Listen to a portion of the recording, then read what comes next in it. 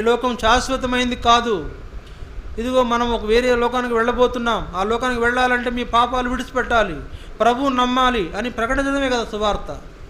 ఈ సువార్త ప్రకటించడానికి కూడా నిర్లక్ష్యం చేస్తే ఆ సహకారం మనం ఎక్కడ అందిస్తున్నట్టు, ఆ పనులు ఎక్కడ ప్రయాసపడుతున్నట్టు, మన పేర్లు ఎక్కడ వ్రాయబడినట్టు ఏ లెక్కలో రాస్తాడు?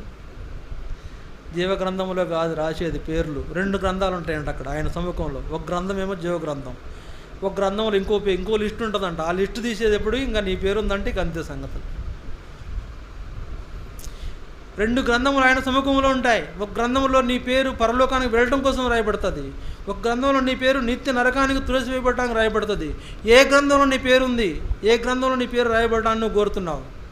సువార్త ప్రకటిస్తే నీ జీవ గ్రంథంలో నీ పేరు ఉంటుంది. ప్రకటించకపోతే నరకానికి దోయబడే గ్రంథంలో నీ పేరు ఉంటుంది. జాగ్రత్త.